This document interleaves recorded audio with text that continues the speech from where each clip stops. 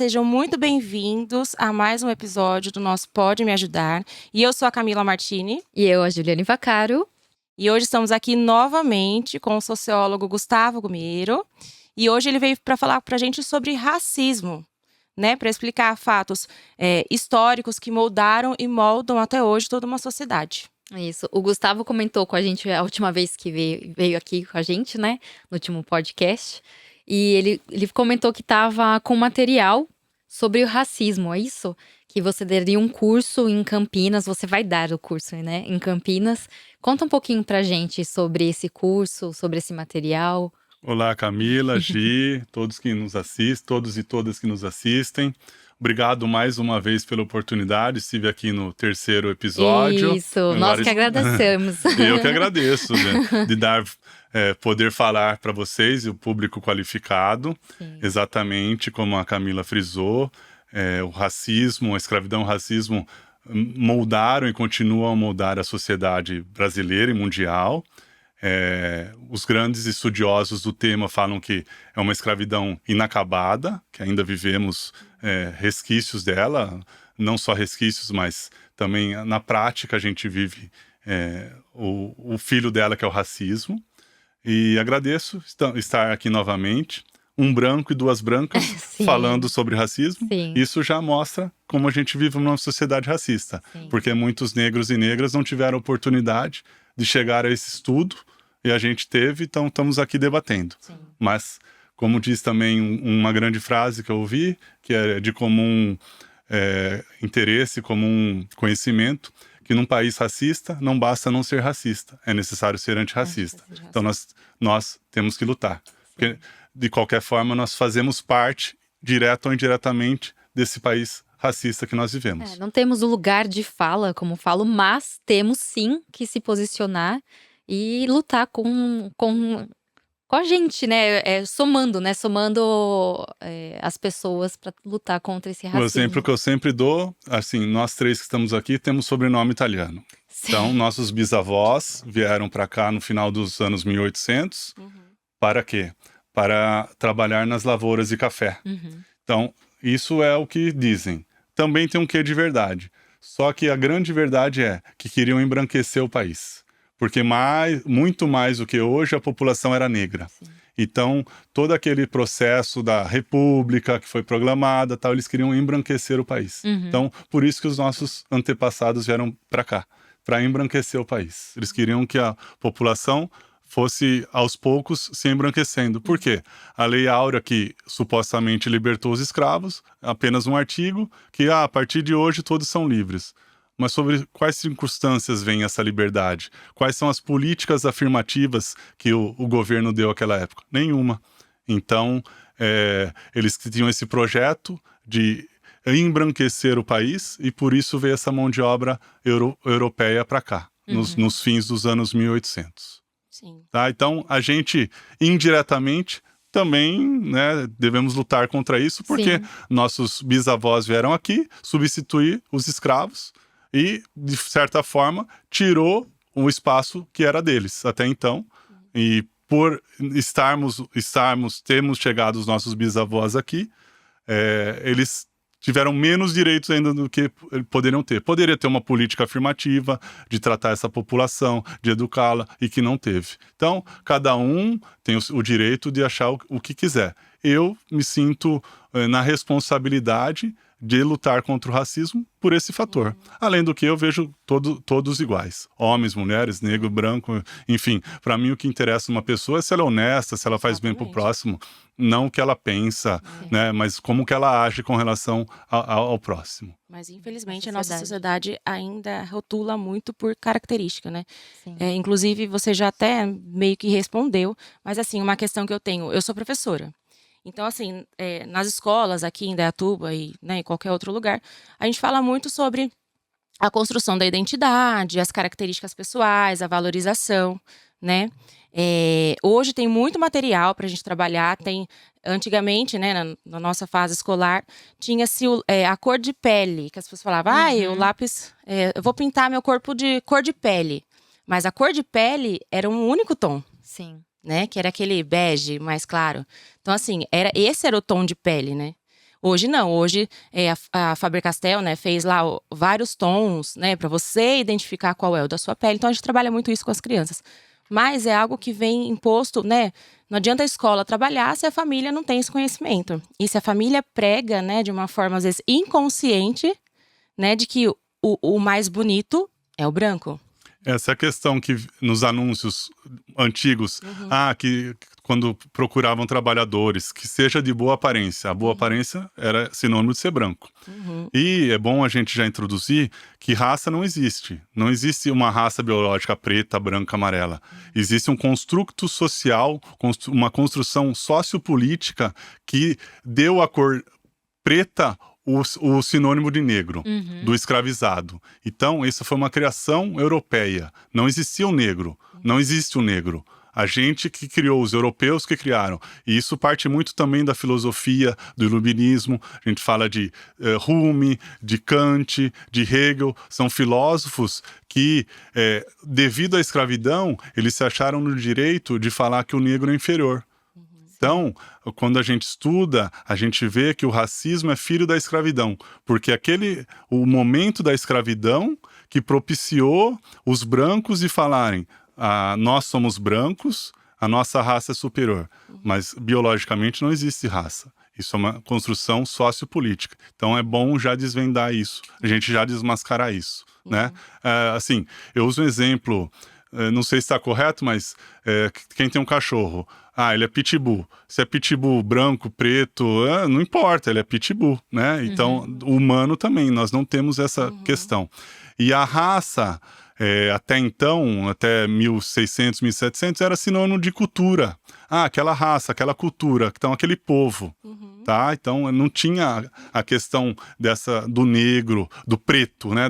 Preto, branco. Isso foi uma construção para você inferiorizar aqueles africanos. Uma construção de poder, né? Exatamente, é de poder, é uma relação de poder. Isso que os historiadores, os filósofos negros vêm falar, que é uma questão de poder, né? Então, toda essa psicologia de como que o negro foi tratado, como que se deu esse tratamento, essa desumanização deles. Então, os primeiros escritores negros, nós estamos falando de 1900, 100 anos. Por quê? Você é negro, você não é humano. Então, capturavam os negros na África, trazia para as Américas, para trabalhar como escravos. Para trabalhar como escravos, não. Como escravos, né? Porque quem trabalha tem remuneração. Então, o que acontecia? Desde o momento da captura, você não é humano. Desumanização. Então eram tratados como animais ou piores que animais. A partir de um certo momento na história, quando houve abolição, tudo bem. Você é humano, mas vamos torná-lo invisível. Então, invisibilização do negro. Você vai ser humano? Mas peraí, então, eu vou arrumar um lugarzinho pra Exatamente. você. Machado de Assis era negro, foi embranquecido. Então, acontece isso. Eu me lembro... o Robson Nunes é um ator da Globo. Ele falou: a primeira vez que eu olhei no espelho e me reconheci negro foi quando eu ouvi Racionais MCs. Então, nós estamos falando de 1990. Então, a invisibilização. Então, não tinha... você apagou toda a história negra, todos os progressos... Negros de alma branca, né? Se a gente for dar um programa só de expressões racistas que a gente usa até hoje, né? Trabalho a doméstica, né? Que é domesticada, escrava, doméstica. Então, certo?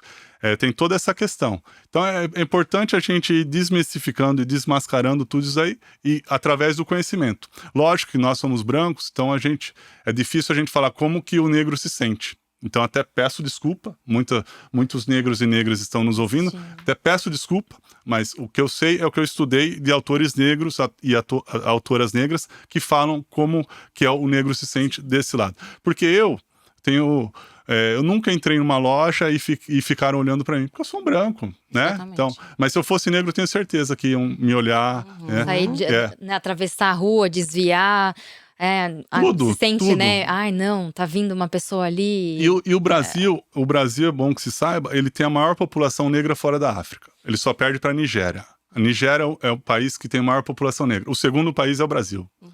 Então tem todos os mitos que a gente vai debater nesse programa sobre a democracia racial e tal, mas foram mitos inventados para uma certa forma, a branquitude manter o poder, essa brancocracia, que a gente vive até hoje. A gente vive nas últimas eleições, população preta e parda 55%, cerca de 10, 12% foram eleitos prefeitos ou vereadores. Então, a gente já tem uma desproporção. Então, você fazer o corte demográfico, em todas os cortes que você tem, a proporção do negro em cargos de liderança, empresas ou serviço público é inferior à que ele tem na população. É muito inferior. Ele só vai ser superior, né, em prisões, em questões ruins, ao contrário, né? Então, ele tem lá 55% de pretos e pardos no Brasil. A gente tem, entre os mais ricos, essa proporção cai para 17%. Em 1% mais rico, menos ainda. Então, é um racismo. Velado, mas é um racismo. Tanto é que até anos atrás existia diferença jurídica entre injúria racial e racismo. Injúria racial é pessoal. O racismo já é alguma coisa a mais. Então, o Silvio de Almeida, que foi ministro, ele escreveu um livro chamado Racismo Estrutural para mostrar que o racismo não está na cabeça, não vem da cabeça das pessoas, mas ele vem dessa estrutura das instituições que fazem com que você pense assim, que o negro é inferior. Fala um pouquinho pra gente sobre esse racismo estrutural e institucional.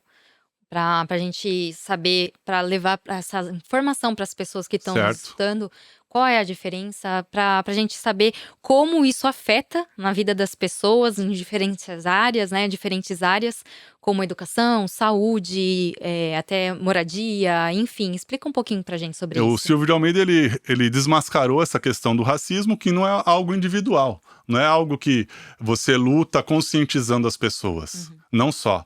Porque toda a estrutura do Estado brasileiro, ela é racista no sentido que ela privilegia o branco, da forma que eu te falei. Os prefeitos eleitos foram brancos, por quê? Eles têm mais ajuda dos partidos, mais verba para fazer a propaganda deles. Então, eles são os nomes que estão em jogo são os brancos. Isso. Aí, os juízes que julgam, tá? Então, a gente tem 14% dos juízes e juízas no Brasil são negros. Então, temos 86% de brancos. Que julgam a maioria da população que é negra, 55%. Então, nesse caso da justiça, você vê como que há um descolamento do percentual da população, do percentual de juízes que julgam essa população preta e branca, preta e parda e branca, né? Enfim, os brasileiros e brasileiras. Então, estou te dando um exemplo institucional, estrutural da justiça. Vamos para a parte econômica. Como eu disse, 10% dos cargos de liderança no Brasil são de negros e negras, mas 55% da população. Então, é o que ele está falando. O racismo é estrutural, está nas estruturas, não está só na cabeça das pessoas. As pessoas começam a pensar que o negro é inferior e ser racista porque elas não veem líderes, seja na empresa, seja no serviço público, São negros. Estimulados a pensar isso. Esse é o racismo estrutural, que a gente muitas vezes não se dá conta. Daí vem o papo da meritocracia. Isso, é isso que eu ia falar. Sobre as pessoas, Mas a meritocracia, 1888, aboliu a escravidão. E as políticas afirmativas para educar esse negro, para dar assistência a esse negro? Não teve. Então eles foram lá. O que foi acontecendo? Favelas. Então, a meritocracia onde está? Eles não tiveram a questão de poder lutar de forma igual com os brancos. Porque os nossos antepassados vieram aqui já financiados. Só que você sabe isso, nós estamos aprendendo, mas a maioria das pessoas, é isso que elas falam. A mesma oportunidade que eu tive, ele também tem, por que ele não fez? Exatamente. Então, assim, não consegue entender toda essa história, toda, né? Você pegar, então vamos continuando, na economia, salário dos negros, inferior ao dos brancos. Não tem equiparação salarial. Então, vai sendo um círculo que não tem fim, ele só vai reforçando o racismo. Só vai reforçando o racismo.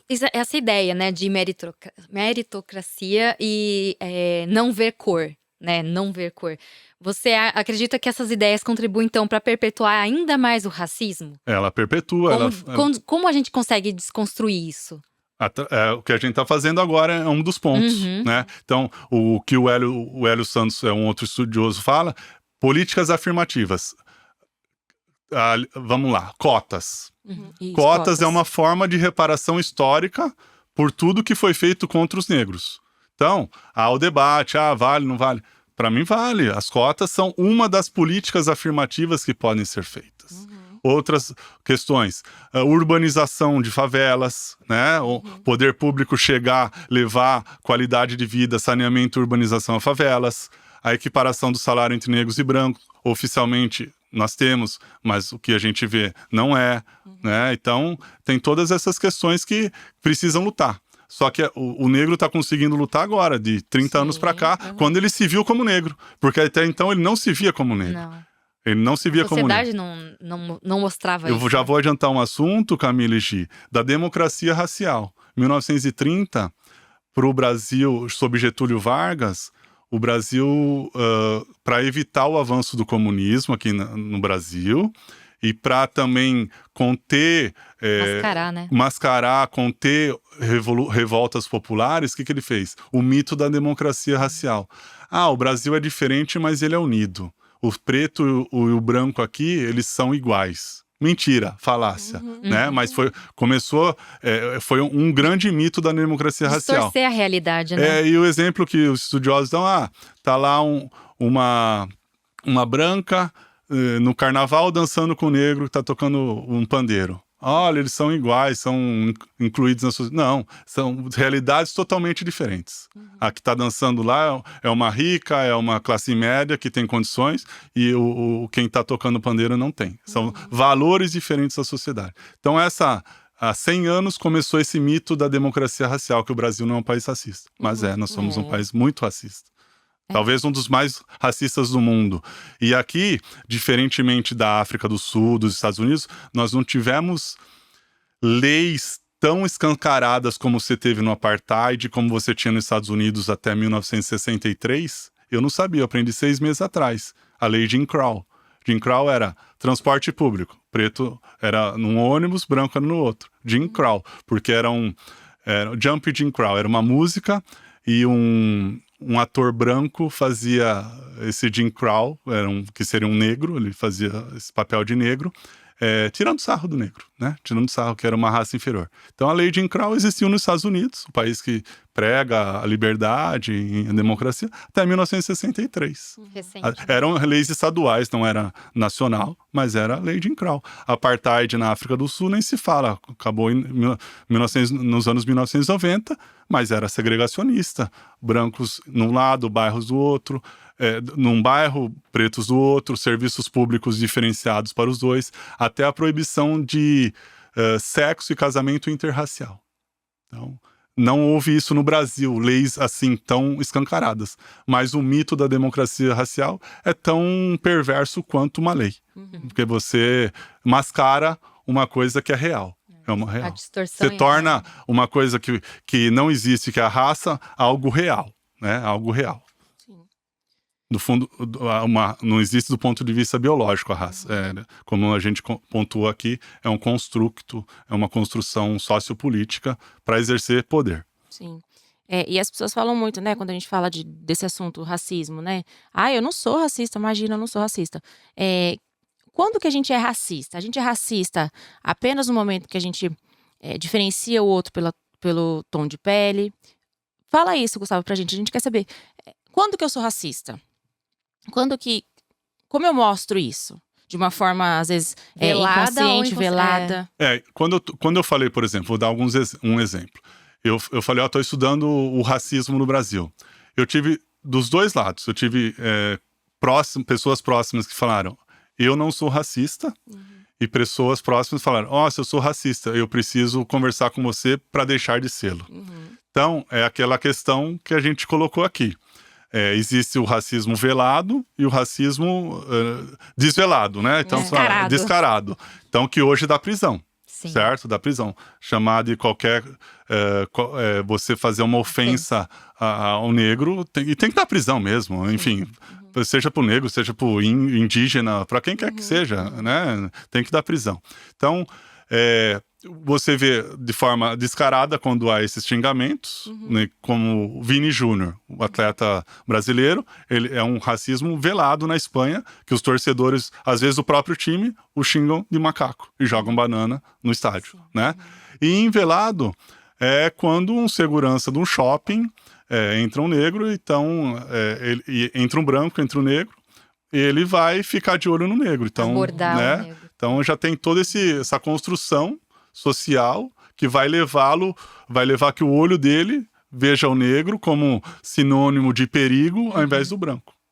E naquele caso, ele só tá a cor da pele falando, não tem mais nada que, não tem o histórico, a ficha criminal de nenhum dos dois que entraram na loja. É um Exatamente. pré-julgamento só, né? Os negros falam isso mesmo. É o preconceito, né? O preconceito, que é um pré-julgamento, né? Que você tá num lugar e fala, ó, pode reparar, pra quem que ele tá olhando, segurança? Pra mim. Que é negro. Aconteceu com um amigo meu na balada. Ele tava tirando uma bala. E ele tava tirando do papel e colocou na boca. E colocou na boca do namorado. O segurança já achou que era droga. Tá. E o namorado branco. Ok. Quem que ele foi atrás? Não, da menina. Do menino. Do menino, tá bom. Desse meu amigo. Entendi. E deu a maior confusão. E o pior, o segurança era negro. Então, Mas ele foi abordado, aí deu maior confusão. Aí tentaram passar pano. Aí essa balada era famosa. Eles fizeram uma nota na internet, não sei o quê. Mas esse meu amigo, ele ficou muito, muito chateado. Ele foi à frente não sei ainda o que aconteceu, né? Não cheguei a acompanhar. Mas assim, foi uma situação muito chata. Porque ele estava na balada com o namorado. Ele pegou uma bala. Tanto ele quanto o namorado pegaram papel de bala. E pra quem que foi achando que era droga? A justificativa, né, do segurança. Eu achei que fosse droga, que você estivesse pegando droga. Tá, mas por que você veio atrás de mim? Meu namorado também mexeu, ele também. Por que só atrás de mim? Então, assim, é o olhar, né? É o olhar. E aí, nesse caso, o olhar é contra o negro e o negro homossexual. Sim, e tem ainda tem a outra agravante, né? A mulher negra sofre muito mais preconceito do que o homem negro. Então, se você for a fundo, a mulher negra é o pior caso de discriminação no Brasil. Mais do que o homem negro. Sim. Pelo fato de a gente ter a questão do machismo e do racismo. Exatamente. E do anti-homossexualismo aqui também. Sim. É bem triste isso. Puxando um pouco, eu tenho uma dúvida sobre a escola, sobre a educação.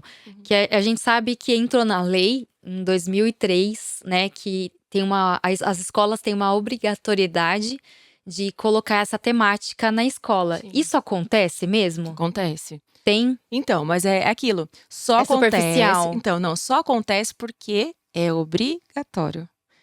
Tem uma lei, então assim, eles são obrigados a falar sobre o tema. Então aí acontece. E a gente é rigoroso. A gente trabalha, na verdade, a gente trabalha o ano inteiro, né, sobre o tema. E é igual eu falei, a gente quer que a criança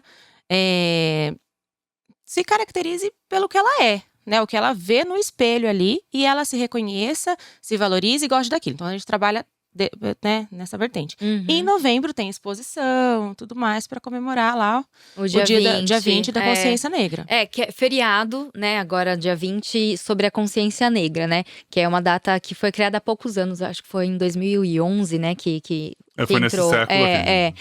E assim, não só essa data, né, como o caso do Dia das Mulheres, né, bem polêmica, né, tem pessoas que não concordam com essa data, né.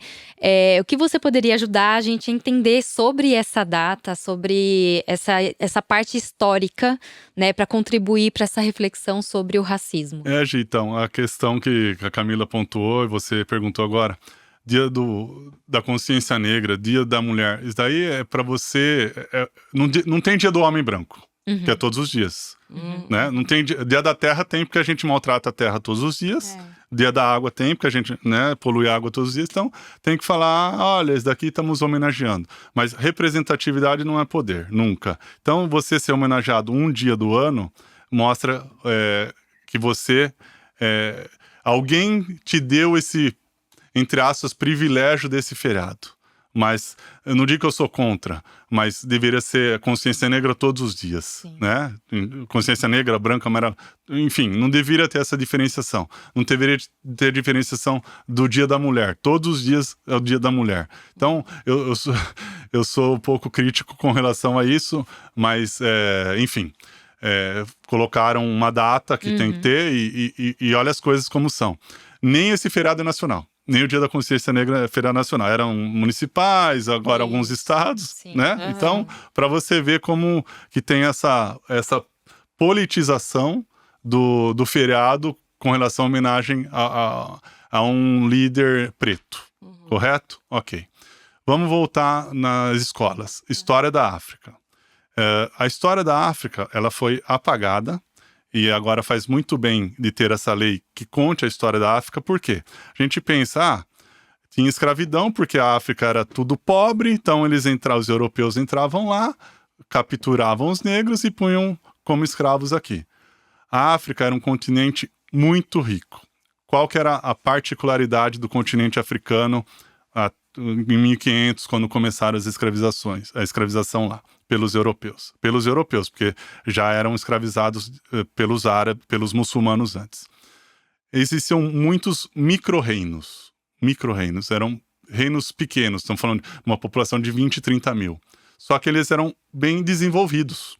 Então, esse era o problema, entre aspas, da África. Ela era muito fragmentada, então ela não conseguiu resistir à invasão europeia.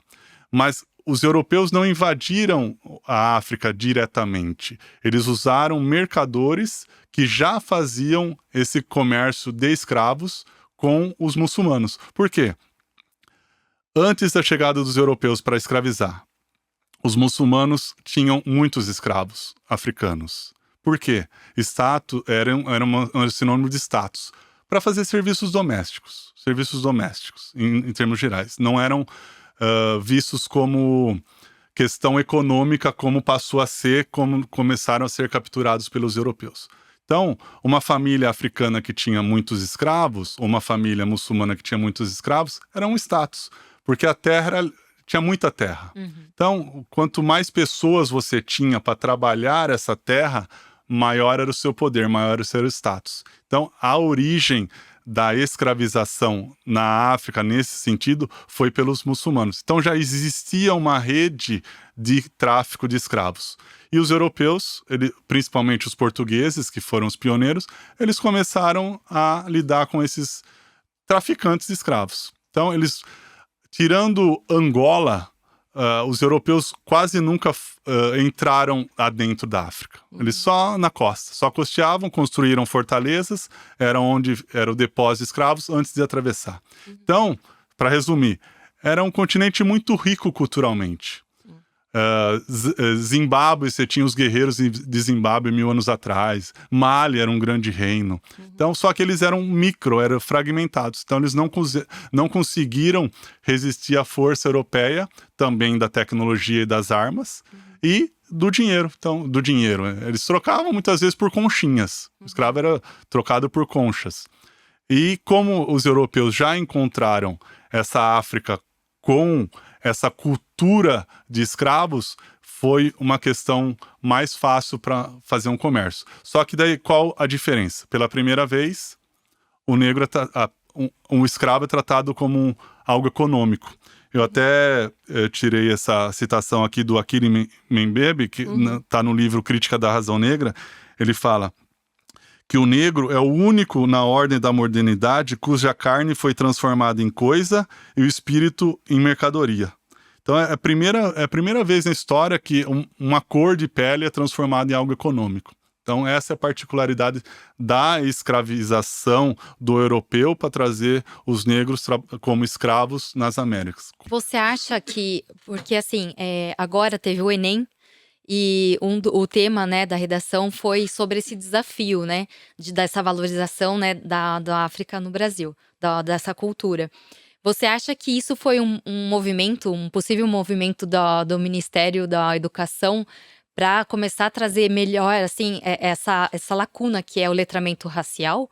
1900, que a gente estava conversando, Gi. 1990, aparecem os Racionais MCs, aparece o negro na televisão pela primeira vez. Aí o negro se reconhece. Então, vem toda essa questão de um levante popular. Opa, e a maioria, a população majoritariamente brasileira é preta ou parda, 55%. Então, isso é recente, mas essas permissões que foram dadas foi porque o negro lutou para isso, o negro e a negra lutaram para isso. Senão, ia continuando ser a história europeia, que a civilização é lá e a África é barbárie.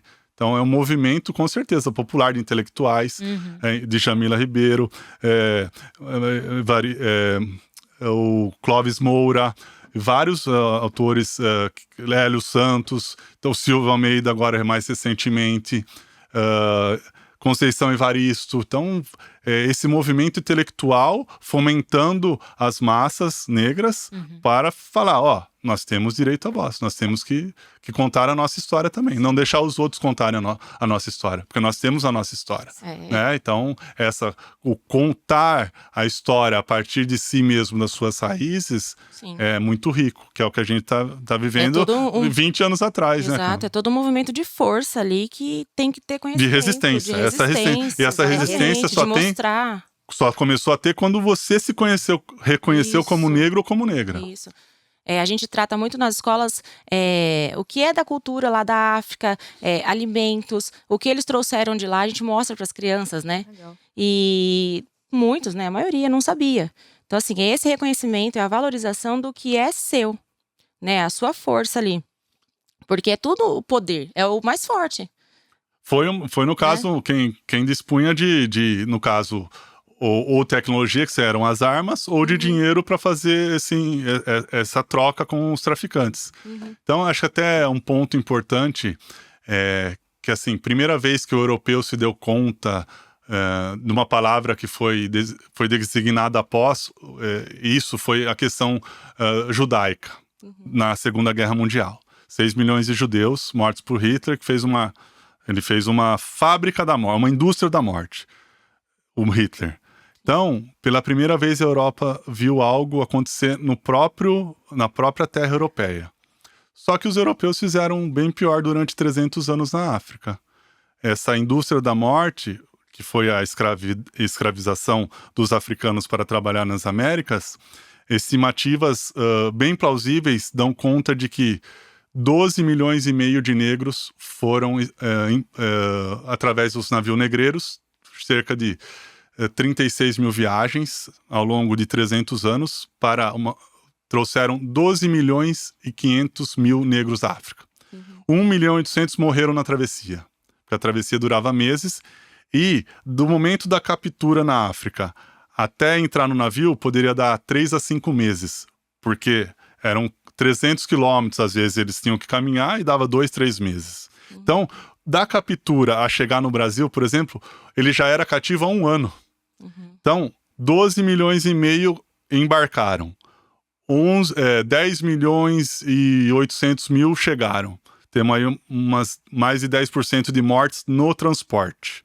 Só que para ter 12 milhões e meio, estimativas bem plausíveis dizem que 25 milhões. Então, da captura até ele ser embarcado, dava 50% de morte. Então, eles escravizaram 25 milhões. Então, não há uma família, principalmente nas regiões de maior tráfico de escravo, que não tenha tido algum parente naquela época que tenha sido cativo. 12 milhões e meio. Hitler, 6 milhões. Não estou diminuindo o Holocausto, não. Estou falando que também os europeus da história fizeram. E o que Hitler fazia? O judeu estava na Itália. Trem fechado, onde colocavam cavalos. Podia durar 7 dias, 10 dias, chegava lá em Auschwitz, Birkenau ou outros campos de concentração. 90% ia já para a morte, tomar o banho da morte. Ficavam 1.000, 2.000 para trabalhar. Então eles já morriam. Os africanos não. Eram capturados, 1 ano de cativo para chegar nas Américas. Aqui, em 2, 3 anos, morria mais tanto, então, vivendo como animais. Exato. Pior que animais. Então, toda essa história é necessário ser contada do jeito que foi. Exatamente. Não adianta fazer pôr cereja no Maquiar, bolo, né? maquiar, não Isso, adianta, porque foi assim. Foi tão terrível quanto, ou Exato. mais do que o Holocausto, né? Porque Como é que a gente não tem dívida com essas pessoas? Tem dívida, sim. reparação histórica. Reparação histórica, gente. Então, assim, É um desafio, né? É uma luta. de entender diária. isso, né? A população entender isso mesmo. E Nós somos brancos, nós temos privilégios então, sociais. então, Exatamente. Isso que eu ia Não adianta falar. falar, eu tenho empatia. Não, empatia. Exatamente. Não tem. É isso aí. Nós temos uma dívida histórica. Aham. Seja com o preto, seja com a mulher, que eu Sim. também sempre falo. O homem tem uma dívida histórica com a mulher, o branco tem uma dívida histórica com o preto e com a preta. Nós Então, podemos ser aliados, né? E ajudar. Você acha que, além de estudar, tem alguma outra coisa que a gente possa ajudar sobre esse movimento, sobre lutar contra esse racismo? sim, por exemplo, a editora Mostarda é uma editora que ela se lançou como antirracista. O que ela fez? Pegou personagens negros, coleção Black Power e livros infantis com personagens negros. Então, é uma forma para a criança já se reconhecer lá, né? Eu e alguns amigos, nós fizemos um projeto em Americana, que o nome é numa escola de goleiros, uma associação que chama Camisa 1, é uma escola de goleiros sem fins lucrativos, então uma associação gratuita, ela dá gratuitos, e nós fizemos agora, vamos inaugurar no dia 19, o Complexo Esportivo Goleiro Dida, que a gente queria um goleiro preto. E o Dida é interessante porque o Barbosa foi um goleiro da seleção brasileira em 1950. Em 1950, o Brasil perdeu para o Uruguai 2-1 no Maracanã. E crucificaram o Barbosa. Falou que ele falhou no gol e por isso que o Brasil perdeu. Goleiro preto. Goleiro preto nunca mais teve uma certa importância no Brasil. Foi ter nos anos 90 com o Dida. E o Dida foi pro Milan abrir o mercado do goleiro brasileiro. Hoje, goleiro preto e goleiro branco não tem mais essa questão, mas antes tinha isso daí. Então, são políticas afirmativas. A cota é um dos pontos.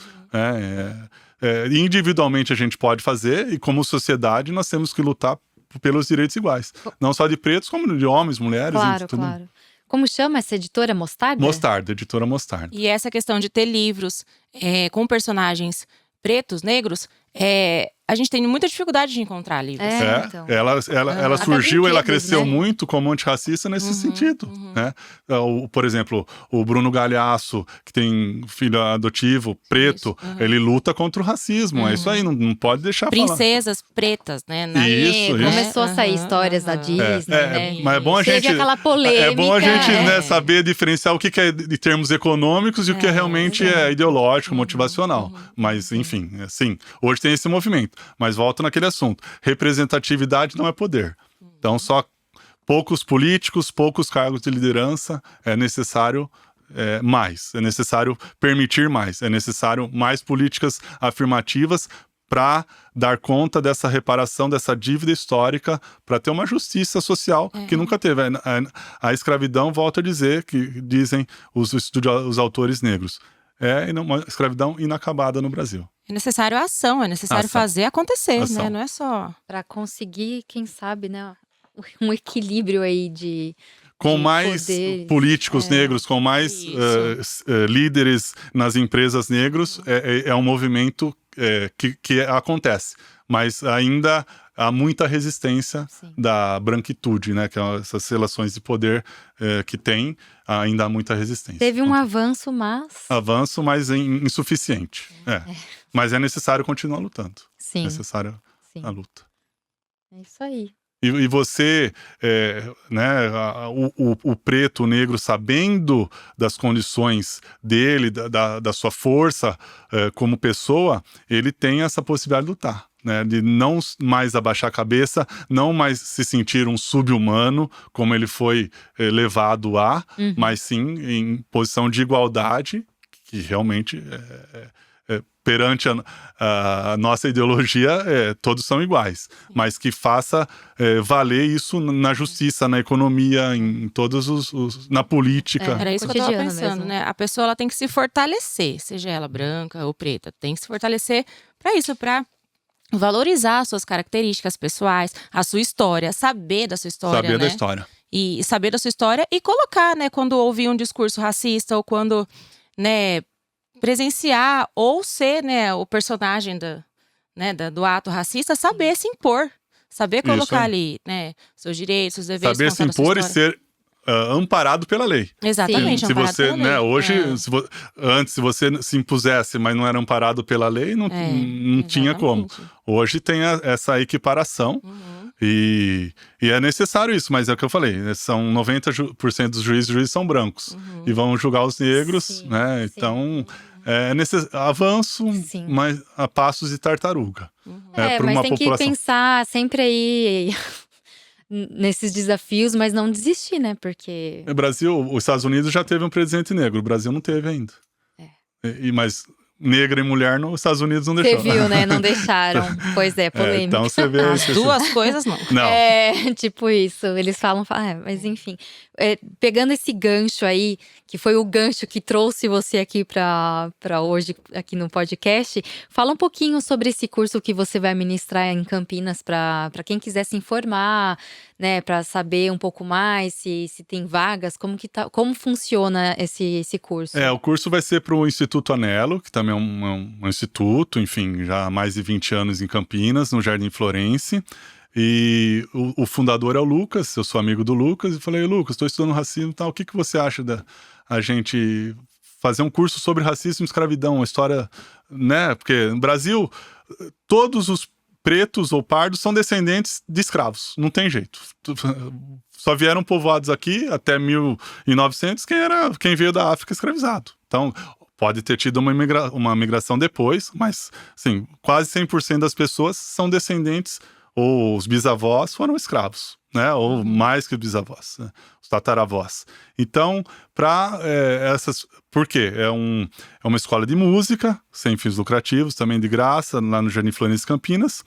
Eu falei, Lucas, acho que vai dar mais embasamento para as pessoas comporem uma canção falando sobre racismo, escravidão, sobre resistência, sobre senzala, enfim. Aí ele achou super legal, então nós planejamos esse curso para dar para a liderança do Anelo. Então, enfim, vai ser gravado, né? Que legal. Aí vai ser disponibilizado para isso. E também abrindo uma biblioteca com uns 20 livros tratando do tema lá na Anelo também, e levando também os livros da Mostarda lá. Então nós vamos inaugurar uma biblioteca na Anelo com esse tema. Para isso, né? Para ter uma resistência, para ter voz e fala, enfim, que eles têm através da música, né? E dar mais embasamento na composição e no dia a dia. Usar a mídia, né? Para trazer essas informações tão poderosas. É isso aí. Assim, um negro que conheça a sua história já é muito valioso, que ele vai despertando e ele tem um poder multiplicador. Porque ele falando para um igual dele,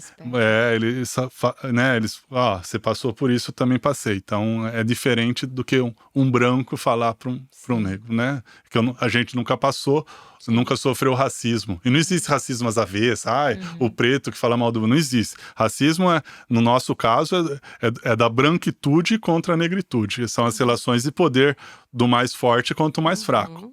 Desse estrutural, né? Desse estrutural. O resto é reação, não tem racismo às avessas, que também é uma falácia. Né? Existe que falam, o poder de distração do racismo. Então, você está no assunto certo, mas os negros escravizavam negro. Judeu também falava para o Hitler onde estavam escondidos os judeus. Então, né, poder de distração. Não, tem que ser agudo, tem que ser direto e seguir firme, aprendendo para lutar contra a branquitude, esse sistema econômico de poder que ainda perdura e é necessário lutar contra. E é isso, que ninguém é melhor do que ninguém, né? A gente volta de novo para a mesma tecla. Para que essa disputa de poder sendo, né? Mas essa construção de que o branco é melhor foi uma questão filosófica. Então tem que ser debatida também e destruída filosoficamente, mostrando que a raça é uma construção filosófica, não há nada de biológica nisso. Né? Então, assim, culpados, Hegel, Kant, né? O Kant, que eu já li. entendeu? Hoje eu já vejo com torto. outros olhos, mas já li. O próprio Marx, a própria questão, ele deixa de lado a questão do negro, da raça, né? Mas hoje os novos filósofos, sociólogos contemporâneos falam, ó, esses autores aqui, Foucault, Marx, foram importantes, mas faltou a metade da história. A escravização como forma de enviar dinheiro para a Europa para ela se enriquecer, enquanto a África... Então, tem, né, estudantes, estudiosos, mistura italiano, estudiosos que falam, a Europa ela se enriqueceu às custas de sugar tudo da África e da América. Então, por isso que a Europa é rica e os Estados Unidos hoje, porque eles sugaram tudo. Lógico, nos Estados Unidos tem africanos, mas lá foi uma outra história, diferente do Brasil, que daria um outro programa. Mas é isso. Então, é necessário você saber isso aí, como que a Europa se enriqueceu através da extração de todos os recursos, que no caso era a própria força de trabalho, para produzir açúcar, tabaco, café, só coisas supérfluas, e para enviar para a Europa, e ela se enriquecia lá com o dinheiro. Importante só para essa questão econômica, por que eles tentam descobrir as Índias? Porque os mouros, eles fecham aqui o Império Turco-Otomano, ele fecha o comércio aqui que Veneza fazia diretamente com a China, a Índia. Então os europeus começaram a buscar outra rota para esse comércio. Então, e uma das consequências dessa nova rota foi a possibilidade de escravizar os africanos. Então, o primeiro leilão de escravos em Portugal relatado é de 1444, mas ainda não era em termos econômicos, era para trabalhar lá em Portugal, em famílias, em pequenas lavouras. Mas o negro como uma ferramenta agrícola, como um trator, ele é a partir de 1500, a invasão das Américas, ele começa a ser transportado para cá, e não vamos deixar esquecer, cerca de 25 milhões foram mortos. 12 milhões foram escravizados, 12 milhões foram embarcados, 11 milhões e 800 mil, 10 milhões e 800 mil chegaram aqui, em 300 anos, tá? Então, esses números relatam bem, não podemos nos esquecer nunca que cada vida que foi escravizada, estamos falando de 25. Hitler, 6 milhões. Aí estamos falando de uma potencialmente 25. 400% mais. Então, assim, pra gente é uma baita oportunidade de saber, né, desses fatos históricos, melhorar o nosso discurso, né, quando a gente tem propriedade, embasamento, né. E a gente, da outra vez, você passou seu Instagram para as pessoas que quiserem buscar mais esses conhecimentos. Cita alguns livros, sites, para informação mesmo, para as pessoas buscarem sobre esse tema que a gente falou. Quais que você orientaria? O Laurentino Gomes é um historiador brasileiro branco, mas ele escreveu 3 volumes sobre a escravidão. Enfim, quem lê esse livro é um livro bem didático, fácil leitura. Aí você tem Capitalismo e Escravidão, do Eric Williams. Você tem Ferdinand Malcolm, que é um outro grande. Aimé Césaire, que é do Martinico. Achille Mbembe. Você tem Djamila Ribeiro, Sueli Carneiro, Conceição Evaristo, 3 autoras negras brasileiras. Você tem Paul Giroir, também, O Atlântico Negro, chama um livro. Enfim, essa foi a literatura que você se embasou. Aqui tem um monte que eu falo pra você, que eu faço fichamento, né? Sim. Então, Caderninho, ele é da turma do caderninho. Você comentou... Tornar-se Negro, é um livro muito legal da Neuza Santos Souza, uma brasileira. Então, deixa eu fazer um fichamento. Discurso sobre o colonialismo, Aimé Césaire. O Atlântico Negro, Paul Giroir. As Almas do Povo Negro, que é do Bois, também muito legal. E A Nova Era do Império, como o racismo e o colonialismo ainda dominam o mundo. Então, esses foram infinitas oportunidades de leitura, né? Tem. Legal. Para esclarecer. Sim. E eu, né, como a gente estava falando, Gi e Camila, eu comecei esse assunto do racismo estudando o capitalismo e a mudança climática. Então, na Isso que mudança puxou. climática veio essa questão, mas espera aí, como que começou isso? O que a gente denomina erroneamente hoje mudança climática teve início com a escravização dos negros como mercadoria. Então, lá que começa as plantations, aqui as grandes lavouras, latifúndios nas Américas, que começa a destruição da natureza. E não só da natureza e do ser humano, tá? Né? Então, aí está a origem. Então, da mudança climática, você tem que ir lá para o fundo do iceberg, ver onde começou. Então, por isso que você bem colocou, a palavra capitalismo aparece no título agora da nossa podcast, nossa conversa. Isso. E será que essa geração mais nova vai conseguir reconstruir isso aí? Camila, eu creio que sim. Eu vejo assim que os jovens hoje não ligam para a cor de pele. Eu acho uma coisa interessante nisso. Tem muitas questões que tem essa geração de ruim, mas eu creio que essa questão específica de ser homem, mulher, homossexual, enfim, eles não ligam, do negro, branco também não liga. Eu vejo bem integrados. Enfim, nesse sentido eu tenho esperança com relação a essa questão. Né? Com relação a essa questão, sim. Você também, que é professora? Sim, exatamente. Não tem mais, assim, como era na nossa geração, de caracterizar as pessoas. Eles não caracterizam mais fisicamente, né?